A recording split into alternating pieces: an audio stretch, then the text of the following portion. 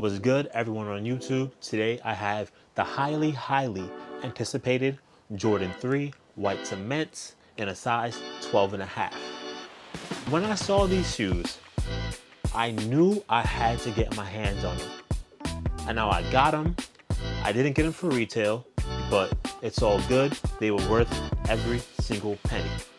These will definitely be on my top 10 sneaker of the year list in December 2023.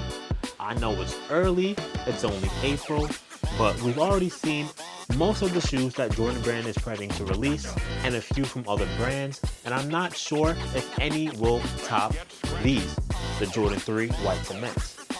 So you can hold me to it. These will definitely be on my sneaker of the year list, and let's get into why.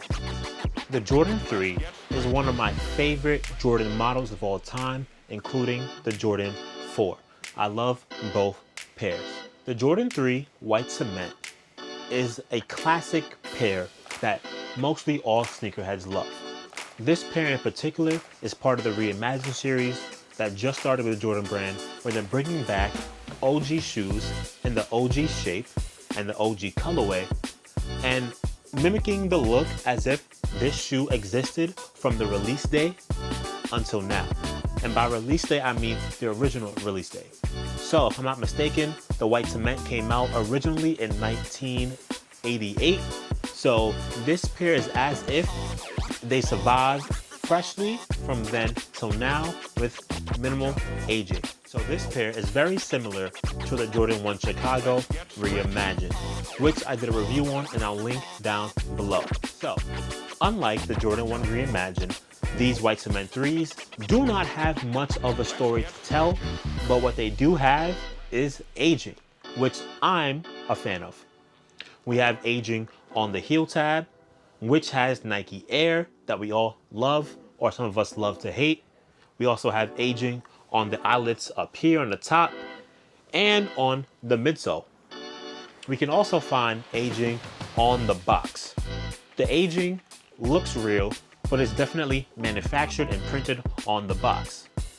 The Jordan 3 white cements has a brand new beat up box. The packaging looks like it's been stored since 1988 when the white cement 3s were first released. Building off the idea of packaging, we have a foldable booklet that breaks down all parts of the shoe, including the tech aspects.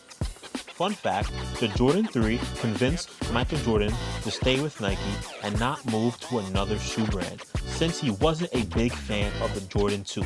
The white cement 3 is the original Jordan 3 colorway, if I'm not mistaken, and this shoe was made to match the original 1988 pair. The quality and craftsmanship of my pair is very high. We have tumble leather on the toe and on the upper. We have smooth leather wrapping the shoe. We have that red Jordan Jumpman on the tongue and on the interior of the tongue. And we have that infamous elephant print on the toe and on the heel. I know a lot of people have been having like printing issues with their pairs, whether the pair is like dark or too light or it's just not really there. On mine, as you can see in the B-roll, the elephant print is good. It's thinner than the elephant print that we're used to, but like as they're trying to express, that's how the OGs looked. So once again, my elephant print is very crisp. My stitching is crisp. My paint job, is crisp. I can't really complain about anything about the quality or craftsmanship of my Jordan 3 white cements. Wait, I take that back. My only complaint is the sock liner. The sock liner is white. I'm not a fan of that, but I know that's how the OG pair look. And if you made the sock liner any other color, it just wouldn't really make sense or look great. I don't like the white sock liner because, as you know, as a sneakerhead, a sneaker collector, a sneaker wearer, it will get dirty. No matter what you do, a white interior will get dirty, and it will also get the little fuzz balls from no matter what sock color you wear. So if you wear white socks, then it have the white fuzz balls. If you wear black, it'll have the black. If you wear red, whatever color you wear, it will have that fuzz ball in there, and it will also just turn from having your feet in it, from you wearing it, from it just being aged. It's not gonna look as fresh. If they had a black sock liner or a red or a gray, you wouldn't really notice it. But you know, it's white, it is what it is. Let's move on. So, normally I let my shoes sit for a while. So when I buy a fresh pair of shoes, I let it rock out on my shelf. I don't wear it for the first few months or even a year because I know that everyone is going to have them on. And what I like about sneakers is that you have a fresh pair that nobody else has. That used to be like the premise of the sneaker world. It was like, ooh, where'd you get those shoes from? Oh, how you got those? But nowadays, because it's so mass produced and everyone's a sneakerhead, when you get a new pair of shoes, everyone has that shoe as well. So I like to let mine sit and put them on when the community got their pairs all beat up or they're not really rocking them. But this pair right here, I can't wait. I'm gonna put these on as soon as possible with a nice fit. The fit I'm wearing today, I can wear these with that, with this, but I'm not going to wear them just yet, but it will be as soon as possible. I just need the right occasion, the right time to pull these out. If you didn't know, these released March 11th for a retail of $210. Unfortunately, I did not get my pair for retail. I had to pay resell. Once again, I hit up GOAT because I don't mess with StockX unless they sponsor me. Then I'm messing with StockX, but they also can't be selling anybody some fake shoes. So once they get that worked out and they want to mess with your boy, I will be a StockX guy under those conditions. But anyway, I got my pair from GOAT. I paid a price, a pretty price. It wasn't too high, but I paid exactly a little bit over retail, about $100. So I got my pair for $226, which is around $100 over retail, and I'm perfectly fine with that. I'm actually surprised that these aren't reselling for anything crazy because once again, this is a shoe that sneakerheads love. They love the white cements.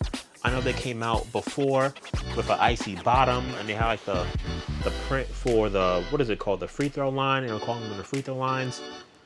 These are back to the OG style, the OG colorways, none of that gimmicky stuff. Well, I mean, the gimmicky stuff is still here with the age look, but right now the age look is popping. So once again, I'm fine with that. Overall, the Jordan 3 White Cement is a great colorway and a great shoe. My pair, I'm glad I got my hands on them, and I'm also very glad that I don't have any flaws. Thank you. Thank you, sneaker gods, for a great pair, because I'm not gonna hold you if my elephant print was messed up. I would be a little upset. All I have to say is, if you are a fan of these shoes or you really want them, get them now before that resale price goes up, because it's very surprising that you can get the White Cement Jordan 3s for under $300. Get your hands on these now. Do not sleep. If you want them, come get them. Thank you for tapping in with my platform, Something Like Media.